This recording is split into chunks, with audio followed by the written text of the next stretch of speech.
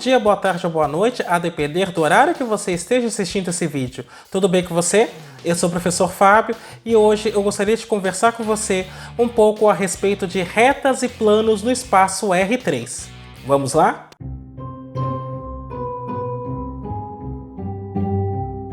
Antes de mais nada, eu vou pedir que você faça o famoso cucocô, que é curtir, ou seja, deixa o seu like, aproveita e faz isso agora que você já não esquece, comenta, ou seja, utiliza a área de comentários para continuar falando comigo, apresentando suas dúvidas, ou ainda dando sugestões de outros assuntos que você gostaria que fossem abordados nesse canal, e caso goste desse vídeo, compartilhe com seus amigos, compartilhe com seus contatos, compartilhe com aquele seu colega que está precisando de uma força em álgebra linear, porque dessa forma você vai estar contribuindo para o fortalecimento deste canal. Além disso, eu vou pedir para que você clique no sininho, se inscreva e ative as notificações. Desta forma, toda vez que sair um vídeo novo, você será avisado. O objetivo desse vídeo é mostrar como nós podemos fazer a manipulação de retas e planos no espaço tridimensional, uma vez que associamos esse espaço tridimensional ao espaço vetorial R3. Sendo assim, nós vamos escrever retas e planos através de equações utilizando coordenadas reais. Isto posto, para que possamos iniciar os nossos estudos, vamos introduzir o conceito de produto escalar de dois vetores. Dados U e V, dois vetores em R3, definimos o produto escalar de U por V, denotado por U.V por esta expressão que eu estou destacando neste momento. E essa expressão nada mais é do que você pegar a primeira coordenada do vetor U e multiplicar com a primeira coordenada do vetor V, mais a segunda coordenada do vetor U e multiplicar com a segunda coordenada do vetor V, mais a terceira coordenada do vetor U multiplicado pela terceira coordenada do vetor V. Esta operação em particular apresenta algumas propriedades. Assim, se eu tenho três vetores U, V e W em R3 e um número real que eu vou denotar por A, as propriedades a seguir são válidas. O produto escalar é comutativo. O produto escalar é distributivo em relação à soma, e eu consigo fazer uma manipulação envolvendo o número escalar, ou seja, o número real, e o produto escalar de vetores. Essas propriedades serão apresentadas neste momento sem nenhuma demonstração. Aliás, há algumas demonstrações que eu não farei neste vídeo. Eu apenas falarei a respeito dos resultados, mas não farei a demonstração. Sendo assim, se você quiser ver a demonstração de algum resultado que eventualmente não for apresentado agora, basta você escrever nos comentários que eu me organizo para fazer um vídeo só com essa demonstração. Continuando, nós definimos a norma de um vetor V em R3 com coordenadas x, y, z da seguinte maneira. A norma, eu vou usar esse conjunto de barrinhas aqui, é a raiz quadrada de V escalar V. E isso pode ser dado pela raiz quadrada de x quadrado mais y quadrado mais z quadrado. Daí perceba o seguinte, esta norma ela é sempre maior ou igual a zero. E em particular ela vai ser zero se e somente se o vetor V for vetor nulo. Geometricamente, a norma de um vetor representa a distância da origem de R3 ao ponto de coordenadas x, y, z. Em outras palavras, a norma representa a distância entre as extremidades do vetor em R3. A norma é igual ao módulo do vetor e ainda podemos definir um outro ente geométrico para vetores em R3, que é o ângulo. Em particular, o ângulo entre dois vetores não nulos é o ângulo formado por eles, que varia de 0 a 180 graus. Então eu vou fazer uma representação no plano só para vocês entenderem qual é a ideia. Aqui eu tenho então dois vetores U e V. E o que eu estou dizendo é que o ângulo entre eles é este ângulo menor, que varia de 0 a 180 graus. Perceba que é possível determinar um outro ângulo, Só que este ângulo aqui é maior que 180 graus. Com essa definição, nós podemos aplicar a lei dos cossenos para triângulos e mostrar que o cosseno do ângulo entre dois vetores é o produto escalar desses dois vetores dividido pelo produto de suas normas. Ainda, dado dois vetores U e V em R3, nós dizemos que esses vetores são ortogonais e denotamos com esta notação quando o produto escalar deles dá zero. Perceba o seguinte, se o produto escalar de dois vetores dá zero, então o cosseno do ângulo entre eles é zero. Como o ângulo entre dois vetores está entre 0 e 180 graus, se o cosseno está dando zero, a única possibilidade é se esse ângulo tiver 90 graus. Esse ângulo tendo 90 graus, então os vetores estão numa posição perpendicular. Com estes conceitos iniciais, podemos então agora construir a ideia de reta em R3, vista também algebricamente. Sendo assim, eu vou considerar V um vetor não nulo em R3. E vou considerar o W como sendo o subespaço gerado por V, ou seja, todos os múltiplos de V. Vou tomar um ponto A qualquer em R3. Nós vamos definir a reta que contém A e tem a direção V, denotada por RAV, como sendo este conjunto formado pela soma do ponto com todos os múltiplos do vetor V. Nós podemos denotar este conjunto também como sendo este ponto somado com este subespaço. O vetor V é chamado de um vetor diretor da reta RAV.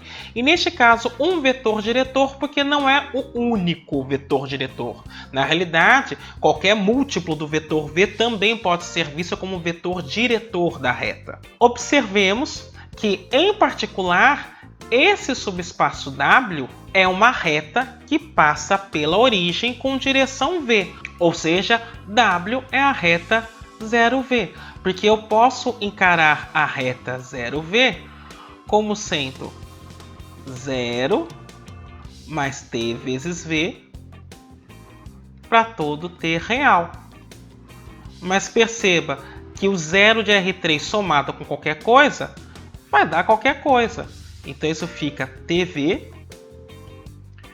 com T variando entre os reais. Mas esta é a definição do subespaço W. Sendo assim, podemos caracterizar os subespaços vetoriais de R3 com dimensão 1. Todo subespaço vetorial de R3 com dimensão 1 é uma reta que passa pela origem. Isto posto, vamos começar a analisar as formas de escrever uma reta em R3 utilizando agora equações. Então, a primeira forma é o que eu vou chamar de equação vetorial da reta. E ela é calculada da seguinte maneira. Eu pego um ponto P, que eu vou chamar de x, y, z, e vou pegar um ponto A, que eu vou denotar por A, B, C. Ambos pontos em R3. E vou considerar o vetor V dado por V1, V2, V3, também vetor de R3. Nós vamos escrever a equação vetorial da reta da seguinte maneira. Com isto, se P pertencer à reta AV, então o P é igual a A mais TV para algum T real.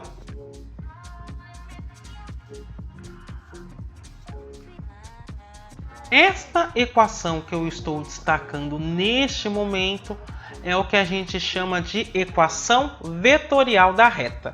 P é igual a mais TV t pertencente aos reais. Neste caso em particular, eu deixo o t livre porque eu quero representar todos os pontos da reta. Se for para pegar um ponto da reta em particular, aí basta fixar o valor de t. Agora perceba o seguinte, se eu reescrevo p igual a a mais tv em função de coordenadas, eu vou encontrar a seguinte equação: x, y, z igual a, b, c mais t que multiplica v1, v2, v3 para t real.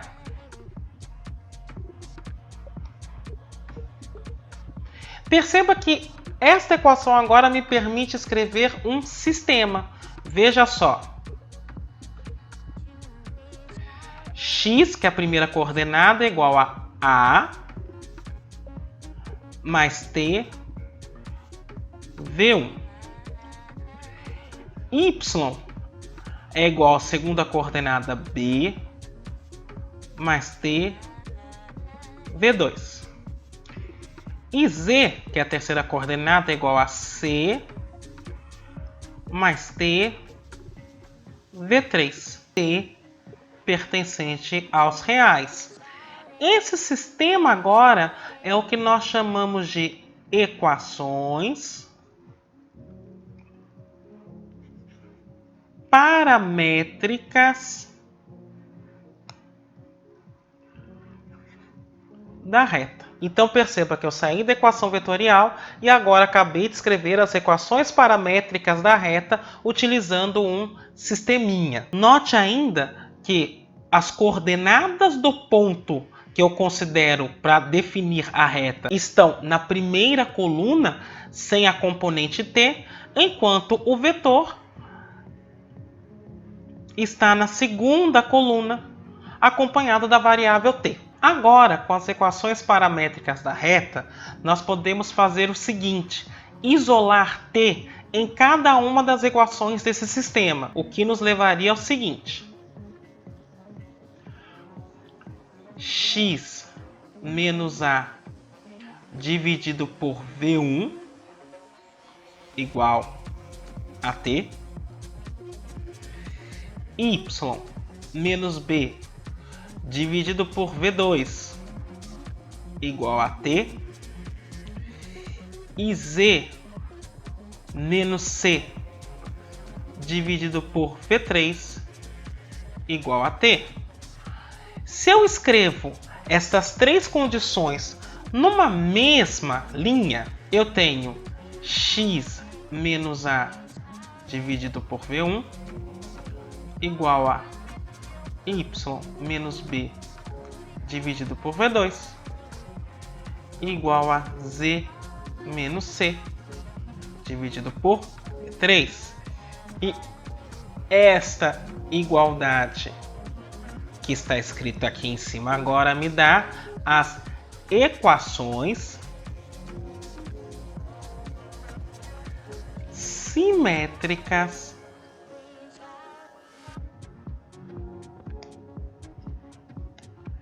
da reta.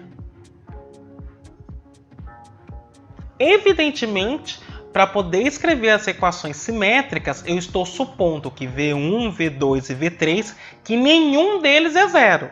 Se um dos três, V1, V2 ou V3, for zero, então eu não consigo escrever as equações simétricas da reta. Uma vez que eu tenho agora as equações simétricas da reta, eu posso pensar no seguinte: imagine que eu queira isolar as variáveis y e z em função da variável x. Em outras palavras, eu vou transformar y e z em variáveis que dependem da variável x. Então, no primeiro momento, eu tenho a seguinte igualdade: y menos b sobre v2 é igual a x menos a sobre v1.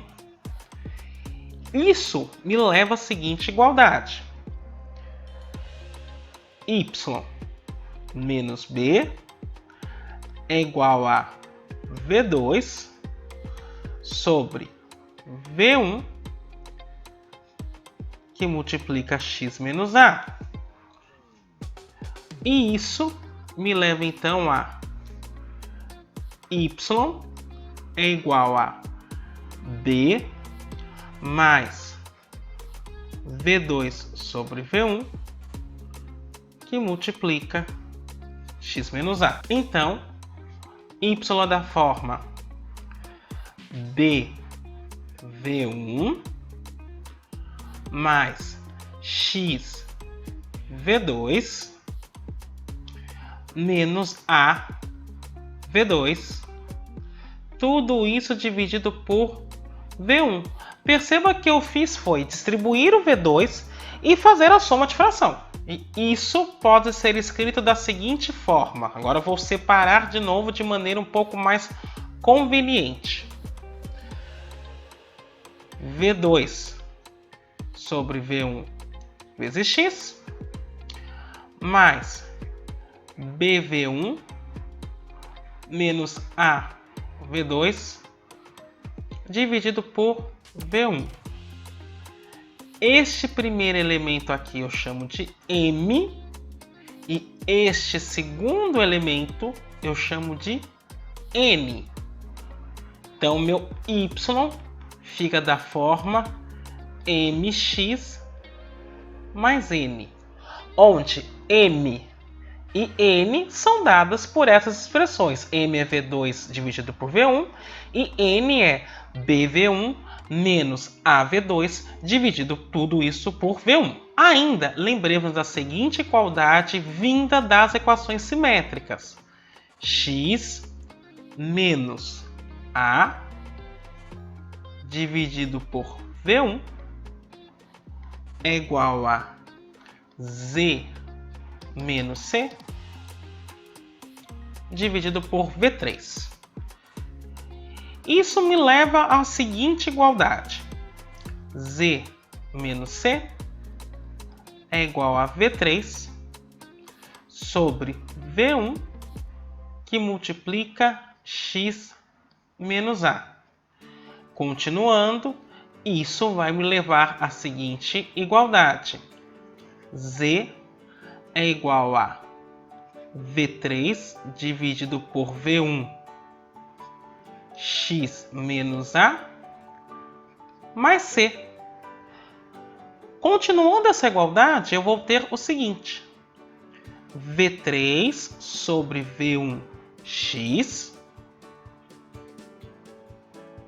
menos A V3 sobre V1 mais C. Portanto, o Z é da forma V3 V1x mais C menos A V3 sobre V1. Se eu chamar V3 dividido por V1 de P e C menos AV3 V1 de Q, eu tenho que Z é escrita da forma Px mais Q. E colocando as duas informações no sistema, eu tenho que Y é dado por mx mais n e z é dado por px mais q, onde m, n, p e q são os coeficientes observados há pouco. Estas formam as equações reduzidas da reta.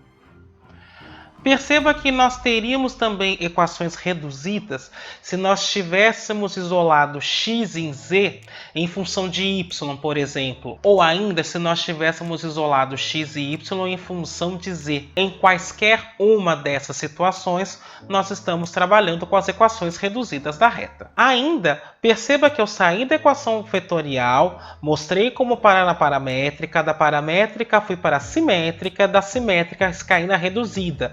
Portanto, eu consigo transitar entre essas quatro formas de escrever retas. E todas as quatro são úteis em alguma medida. Então, para ficar mais claro como é que é feita a escrita dessas equações, nós vamos fazer alguns exemplos.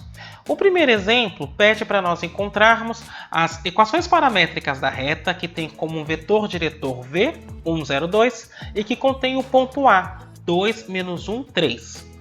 Quando eu estou falando em equações paramétricas, necessariamente eu estou pensando num sistema com três equações. Então, x, y e z. Eu começo montando esse sistema da seguinte maneira. Eu vou pegar as coordenadas do ponto A e escrever em coluna. 2, menos 1 e 3. Em seguida, eu vou somar com as coordenadas do vetor v, mas também escritas em coluna, multiplicadas por t. Então, mais 1 vezes t, mais t, mais 0 vezes t, não escrevo, mais 2 vezes t, mais 2t. E no caso do 0 vezes t, eu só não coloquei porque 0 vezes t é 0. Isso para t real. O segundo exemplo pede que nós encontremos A e B de maneira que o ponto P1AB pertença à reta de equações x igual menos 2 mais t, y igual 3 menos t, z igual 1 mais 2t para t real. Perceba que essa reta está nas equações paramétricas e se este ponto pertence a esta reta, então, no momento em que eu substituir x, y e z por 1, a e b, eu vou encontrar o mesmo t para todos estes pontos.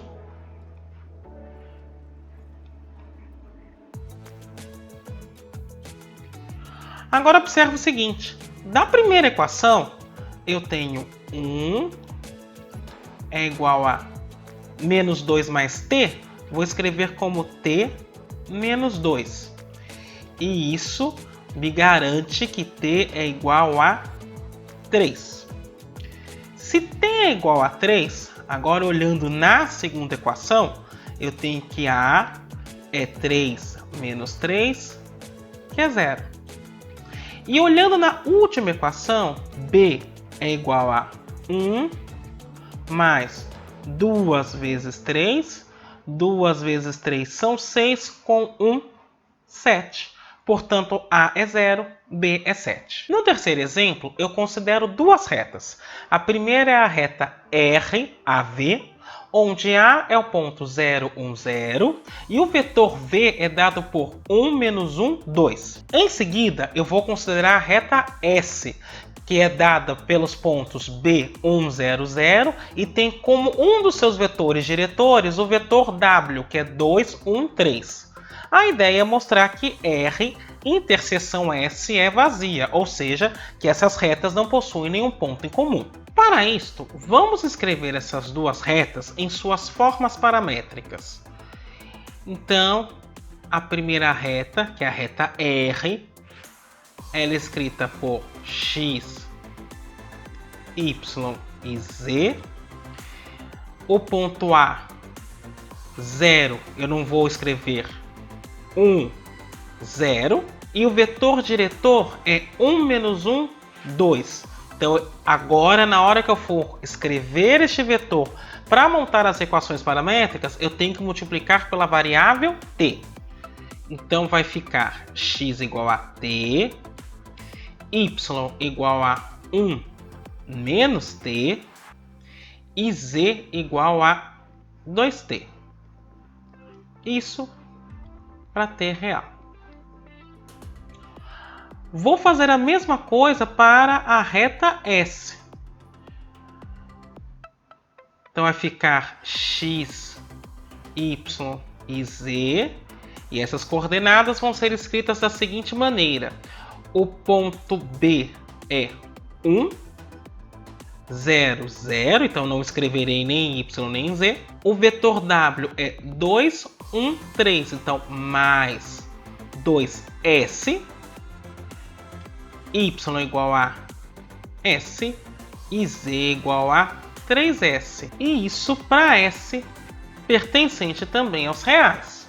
Se houver um ponto em comum entre essas duas retas, significa que na hora que eu igualar x com x, y com y e z com z, eu terei uma solução. Caso contrário, se eu não encontrar solução na hora que eu igualar as equações desses dois sistemas, então eu estou dizendo neste momento que é impossível achar um ponto comum a essas duas retas. Então eu já fiz a igualdade entre as equações e agora vou verificar se por acaso há alguma solução possível. Neste caso, eu vou fazer o seguinte. Na segunda equação, eu já tenho que 1 menos t é igual a s. Então, eu vou substituir a segunda equação na terceira. E aí eu vou ter o seguinte, que 2 vezes t é 3s. Mas como s é 1 menos t, então vai ficar 3 vezes 1 menos t. Isso então me diz que 2t é igual a 3 menos 3t. E isso me dá então que 5t é igual a 3 e que, portanto, nessas condições, o t teria que ser igual a 3/5. Agora, se o s é 1 menos t e o t é 3/5, então quando eu faço a diferença de frações, vai ficar 5 menos 3, que são 2/5. Então, num primeiro momento, eu estou concluindo que o t é 3/5 e que o s é 2/5. Parece que então eu encontrei uma solução. Contudo, eu quero observar o que acontece na hora que eu substituo esses dois valores na primeira equação. Afinal, eu determinei os valores de s e t usando até o presente momento a segunda e a terceira equações. Falta verificar se esses valores atendem à primeira equação. Perceba o seguinte: 1 mais 2s é igual a 1 mais 2 vezes 2/5. Isso é 1 mais 4/5. E se vocês fizerem a soma de frações, isso dá 9/5. Só que 9/5 é diferente de 3/5. Portanto, esse sistema não tem solução. Logo, o que eu estou dizendo é que a interseção entre as retas é vazia. Isso posto, passemos a provar então algumas propriedades envolvendo retas em R3. A primeira proposição é a seguinte: dois vetores em R3 são linearmente dependentes, que eu vou chamar só de LD. C e somente C são colineares. Então, para demonstrarmos isso, inicialmente vamos supor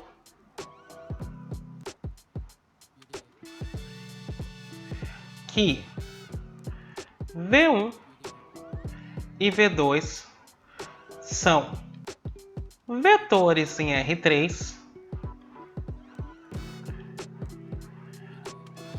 tais que eles sejam LD, ou seja, α1 V1 mais α2 V2 seja igual a zero, com α1 diferente de zero ou α2 diferente de zero. Esta é precisamente a definição de linearmente dependente. Então, para facilitar a nossa demonstração, eu vou supor sem perda de generalidade que o α1 é diferente de zero. Então a equação α1 V1 mais α2 V2 pode ser escrita assim: α1 V1 é igual a menos α2 V2. E isso me leva à seguinte igualdade: V1 é igual a menos α2 V2 dividido por α1. E esta última igualdade significa o quê? Que V1 ele pertence à reta gerada pela origem e o vetor V2. Logo, V1 e V2 estão na mesma reta. Se V1 e V2 estão na mesma reta, eles são colineares. Portanto,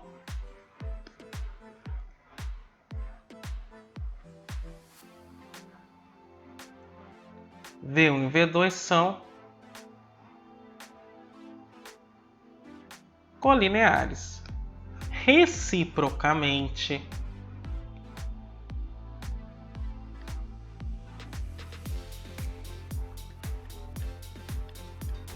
se V1 e V2 forem colineares, então eu posso dizer que V1 e V2 pertencem à mesma reta que passa pela origem. Porque lembremos que vetores em R3 têm como uma das suas extremidades a origem. Então, V1 e V2 pertencem a uma reta que passa pela origem e que tem como um dos seus vetores diretores o vetor V. Logo, V1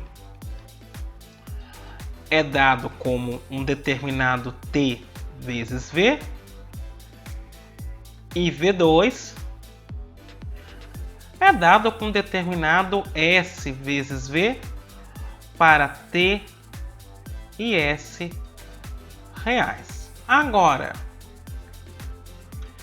se V1 for igual ao vetor nulo ou V2 for igual ao vetor nulo, ou seja, se o T ou o S forem zero, um dos dois, então V1 e V2, este conjunto é LD e a gente não tem mais nada para fazer. Se V1 não é o vetor nulo e V2 também não é o vetor nulo, então neste caso eu estou dizendo que T não é zero e que o S também não é zero.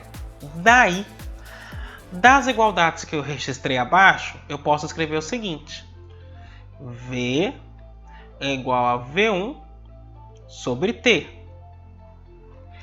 Isso implicaria em escrever que V2 é igual a S que multiplica V1 sobre T.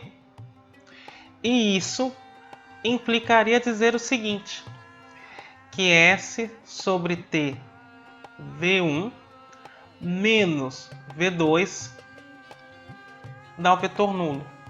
Então eu tenho uma combinação linear de V1 e V2 em que os coeficientes não são nulos.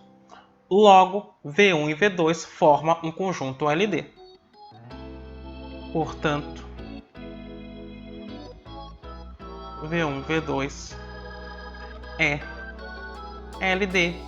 E isso encerra a nossa demonstração. Então, novamente, para nós frisarmos bem a ideia do colinear, dois vetores eu vou dizer que são colineares quando eles estão contidos na mesma reta que passa pela origem. Uma segunda proposição que eu também vou demonstrar é a seguinte. Se eu tenho três pontos distintos em R3, A, B e C, e esses pontos são colineares, ou seja, eles estão na mesma reta, então isto ocorre se e somente se os vetores B menos A, que eu estou chamando de V1, e C menos A, que eu estou chamando de V2, são colineares. Para demonstrarmos isso, num primeiro momento, eu vou supor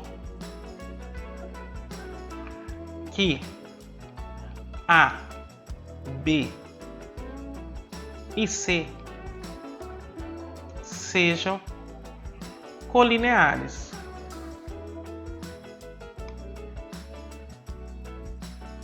Então,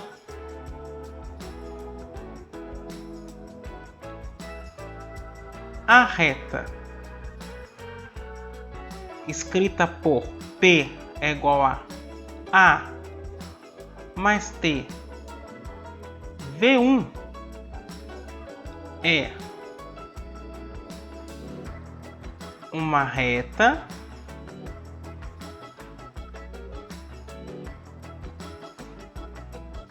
que contém A e B. Perceba que aqui eu escrevi a equação vetorial de uma reta, ela passa pelo ponto A e tem direção do vetor V1. Uma das extremidades do vetor V1 é o ponto B. Por dois pontos passa somente uma única reta.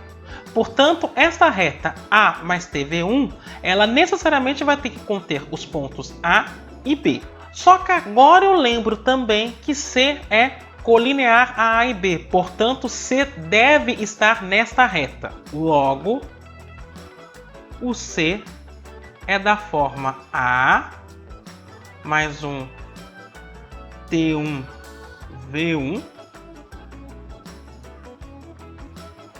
para algum T1 real. E o que eu quero observar nesse momento é o seguinte. Daí, C menos A é igual a T1 V1. Mas isso implica em dizer que o V2 é um múltiplo do V1. Se o V2 é um múltiplo do V1, então V1 e V2 formam o conjunto LD. E como nós mostramos na proposição anterior, se V1 e V2 formam o conjunto LD, então eles são colineares. Portanto, V1 e V2 são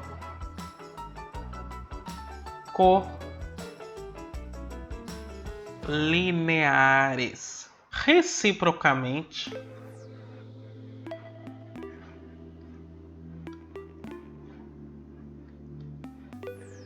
se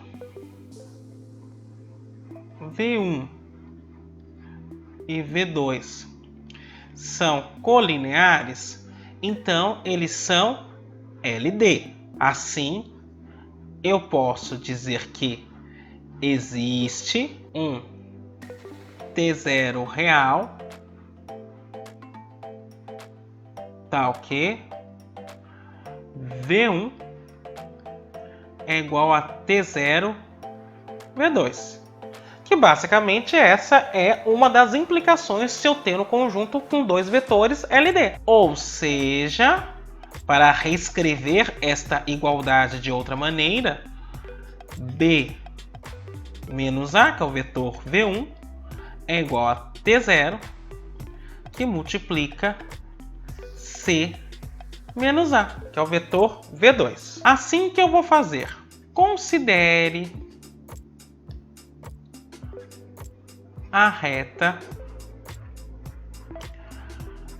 dada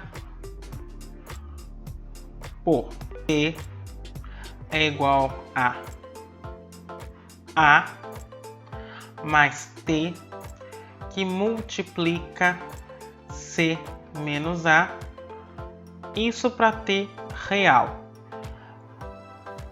Logo, eu estou escrevendo uma equação vetorial de uma reta. E agora eu quero fazer algumas observações. Se T for igual a zero, então P é igual a A.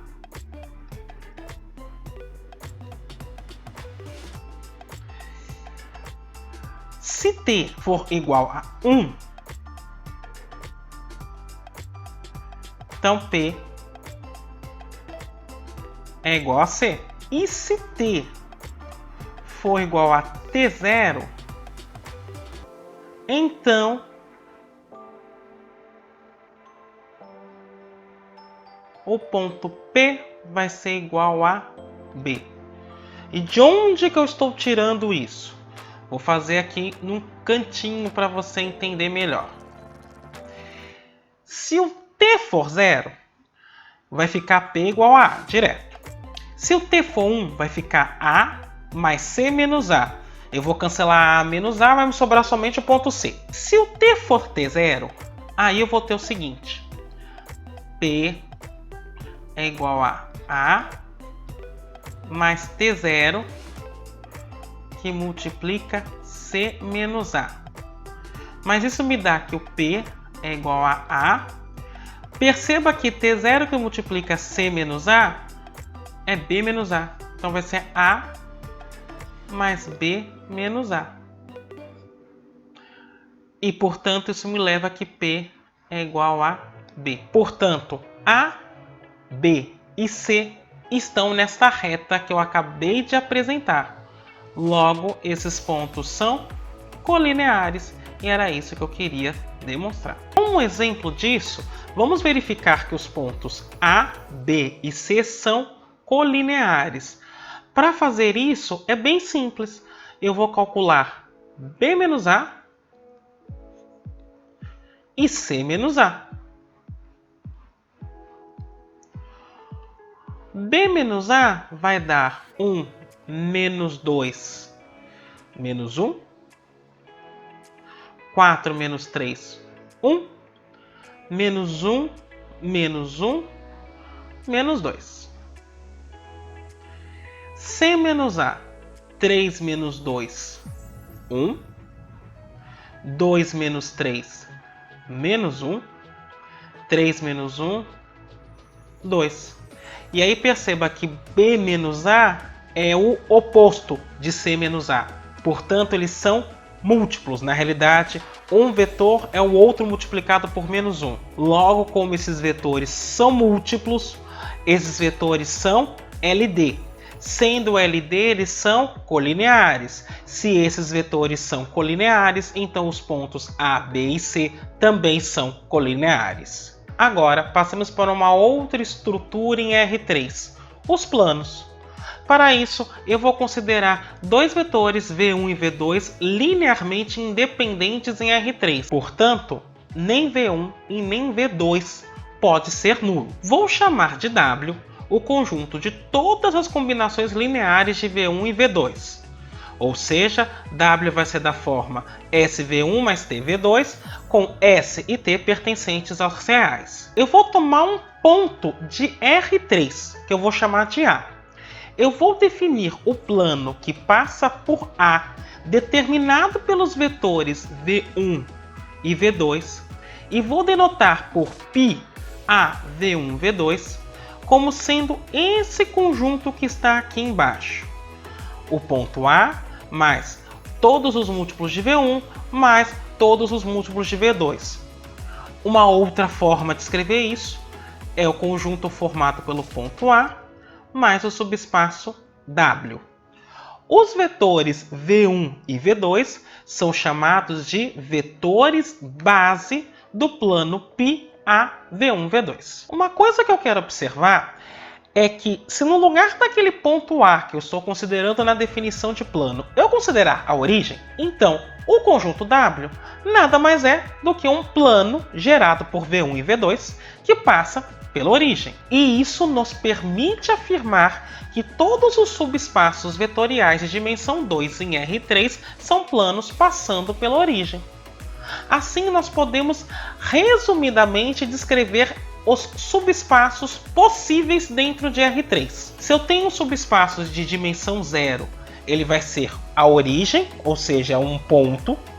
Se eu tenho subespaços de dimensão 1, é uma reta que passa pela origem. Se eu tiver um subespaço de dimensão 2, é um plano que passa pela origem. E se eu tiver um subespaço de dimensão 3, é o próprio R3. Da mesma forma que nós fizemos com retas, nós vamos mostrar algumas formas para escrever planos. Porém, antes disso, eu quero definir o que é vetor normal a um plano. Eu vou dizer que um vetor é normal a um plano se ele for um vetor não nulo ortogonal aos vetores base deste plano. E aí uma coisa que eu preciso lembrar é que vetor normal necessariamente não é único. Basta encontrar um vetor que seja perpendicular a V1 e V2 ao mesmo tempo. E existem vários vetores com essas características em particular. Isso observado, num primeiro momento eu vou passar a escrever a equação vetorial do plano. Então, quando eu quero escrever esta equação em particular, ela é muito parecida com a equação vetorial da reta, só que agora eu estou trabalhando com dois vetores. Então, a equação vetorial do plano vai ser escrita por P, que é um ponto genérico, igual a A, que é um ponto do plano, mais SV1 mais T, P2, S e T, ambos reais. Agora eu vou denotar P como sendo x, y, z, A como sendo x1, y1, z1, B1 como sendo A1, B1, C1 e V2 como sendo A2, B2, C2. Da equação vetorial do plano, nós temos o seguinte: x, y, z, que é P, é igual a A, então nesse caso eu vou escrever x1, y1, z1, mais S que multiplica V1, então é A1, B1, C1, mais T que multiplica V2, que é A2, B2, C2, e isso era com S e T reais. Da mesma forma que nós fizemos com retas, nós podemos escrever as equações paramétricas de um plano. E para isso eu vou transformar essa equação, dada agora em triplas ordenadas, num sistema. E eu terei o seguinte: x é igual a x1 mais S A1 mais T A2. Y é igual a Y1 mais S B1 mais t, b2. E o z é dado por z1 mais s, c1 mais t, c2. Isso com s e t reais. E essas são precisamente as equações paramétricas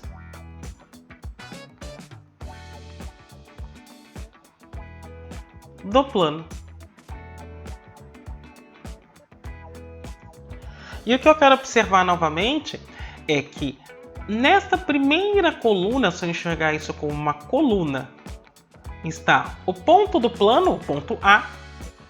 Nessa segunda coluninha está o vetor V1. E nessa terceira coluninha está o vetor V2. Nós vamos apresentar as equações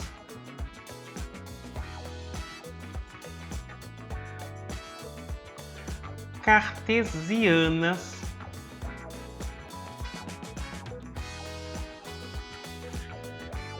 do plano. Como eu determino essas equações? Veja, eu vou precisar de um vetor normal ao plano, que eu vou chamar de n, e aqui eu já vou indicar as coordenadas de n como sendo A, B, C. Vou pegar o ponto A, x1, y1, z1, e vou considerar o ponto P, dado por x, y, z, que é uma forma genérica de escrever um ponto do plano. Além disso, eu vou desta vez fixar um ponto P que está no plano. Então eu vou considerar que P e A ambos estão no plano π, que é definido pelo ponto A, e os vetores V1 e V2. Se isso acontece, o vetor P menos A também pertence a esse plano.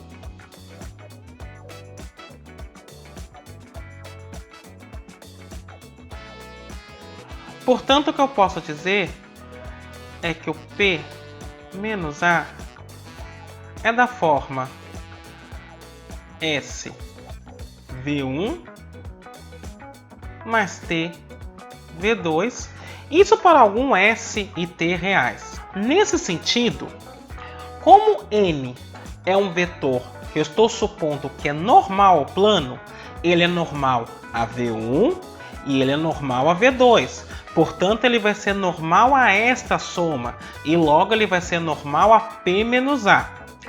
Para não precisar escrever P menos A o tempo todo, eu vou chamar P menos A de V.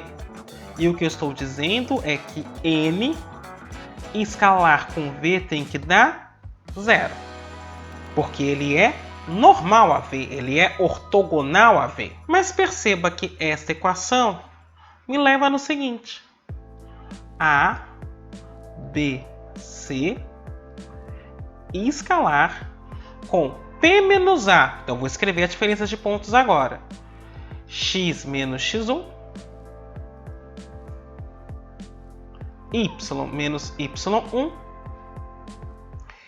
z menos z1 igual a 0. E esta equação me leva no seguinte: a x menos x1 mais b y menos y1 mais c que multiplica z menos z1 igual a 0. Agora veja, eu posso escrever essa igualdade da seguinte maneira: ax mais by mais CZ mais menos AX1 menos BY1 menos CZ1 igual a zero. Se eu chamo esta parcela de D, então eu tenho a seguinte equação: AX mais BY mais CZ mais D igual a zero. E essa que eu estou destacando é, então, a equação cartesiana do plano. E aí, uma coisa que eu quero observar nessa equação cartesiana é que os coeficientes que acompanham x, y e z são justamente as coordenadas do vetor normal que eu considerei logo no início. E, portanto, o que eu vou ter que determinar é o valor de d, mas para isso basta eu ter um ponto do plano. Para ficar clara essa ideia, vamos fazer um exemplo para determinar as equações cartesianas dos planos xz, yz e xy. Então, comecemos logo de cara com o plano xz. Quem que seria o vetor normal ao plano xz? Bom, o plano xz é o plano que é formado pelos vetores 1, 0, 0, que é o E1 na base canônica, e 0, 0, 1, que é o E3 na base canônica. Um vetor normal a estes dois é o vetor 0, 1, 0, que é o E2 da base canônica. Portanto, a equação cartesiana deste plano vai ficar assim: 0 vezes x mais 1 vezes y mais 0 vezes z mais d igual a zero. O que dá y mais d igual a zero. Falta determinar quem é d. Para eu determinar d, basta pegar um ponto que está no plano xz. Em particular, eu posso dizer que E1 pertence ao plano xz.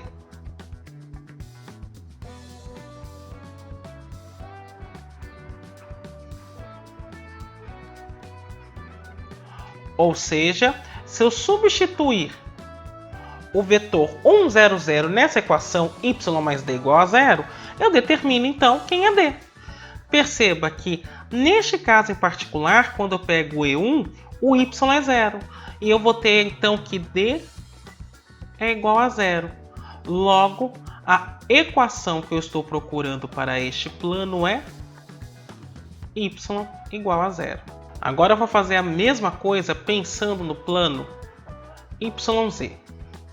O plano YZ é aquele que é gerado pelos vetores E2 e E3 da base canônica. Então, o vetor normal, neste caso, é o vetor E1, que é dado por 1, 0, 0. E a minha equação vai ficar 1 vezes x mais 0 vezes y mais 0 vezes z mais d igual a zero, o que me leva a x mais d igual a zero. Novamente, um vetor que está nesse plano é o vetor 0, 1, 0, que é o vetor E2 da base canônica. E se eu substituo 0, 1, 0 nessa equação, eu estou considerando que o x é zero. Eu vou concluir então neste caso que d é zero. E, portanto, o plano que eu estou procurando é da forma x igual a zero. E por fim, mas não menos importante, vou pegar o plano XY.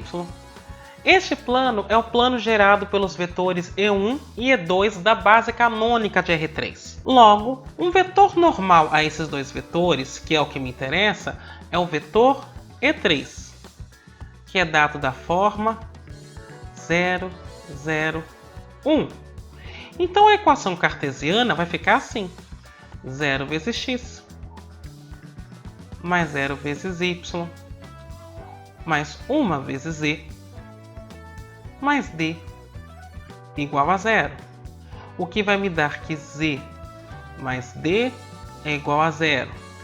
Novamente, se eu lembrar que 1, 0, 0 é um vetor que está no plano procurado, a hora que eu substituir 1, 0, 0, ou seja, x igual a 1, y igual a 0 e z igual a 0 nessa equação, eu vou concluir que d é 0. Portanto, o plano que eu estou procurando é da forma z igual a 0. O Teorema 1 que você está visualizando agora dá maneiras pelas quais nós podemos definir planos. Eu posso definir planos de 3 maneiras. A primeira é: eu tenho um ponto que está nesse plano e um vetor não nulo normal a este plano. Então, tendo um ponto do plano e um vetor normal a ele, eu consigo escrever quem é o plano. A segunda maneira: se eu tiver 3 pontos deste plano não colineares, eu escrevo quem é o plano. A terceira maneira: se eu tenho uma reta e um ponto fora desta reta, então eu consigo escrever um plano que contém esta reta e o ponto. Só para a gente fixar essa ideia, eu vou fazer 2 exemplos para finalizar. O primeiro é para determinar a equação cartesiana do plano que contém o ponto 1, 1, 1 e a reta R descrita por essas equações paramétricas. Então perceba, se eu tenho este ponto e eu tenho a reta em particular é uma reta que depende de um ponto que eu vou chamar de B e de um vetor diretor.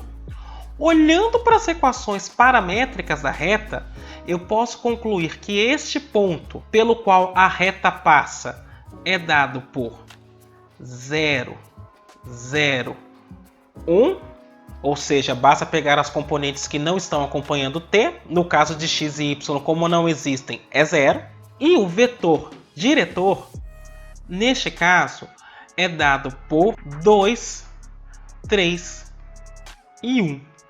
Que são exatamente os coeficientes que acompanham a variável t. Isto posto, eu consigo então pensar no segundo vetor que eu vou chamar de w, definido por b menos a. E aqui eu tenho menos 1 e 0. Perceba que w e v não são linearmente dependentes, porque eles não são múltiplos. Portanto, a não está nessa reta. A não estando nessa reta, eu consigo determinar o plano. Só que nós estamos atrás das equações cartesianas deste plano. Então, no primeiro momento, o que precisamos é de um vetor n, que ainda me é desconhecido. Mas o que eu sei é que n escalar w tem que dar 0 e que n escalar v também tem que dar 0. Eu vou chamar n de A, B, C. E o que eu estou dizendo é o seguinte: quando eu faço 2A mais 3B mais C, isso dá 0. Que nesse caso eu estou fazendo n escalar v, o produto escalar. Quando eu faço n escalar w, ou seja, o produto escalar de n por w, também tem que dar 0. Então eu tenho que menos a menos b é igual a 0. E agora eu tenho um sistema para resolver. Perceba o seguinte: da segunda equação do sistema, eu tenho que b é igual a menos a. Agora eu vou substituir na primeira. 2 vezes a, mais 3 vezes b, mais b é menos a, então fica menos 3a, mais c é igual a 0. Isso leva a 2a menos 3a menos a, mais c é igual a zero.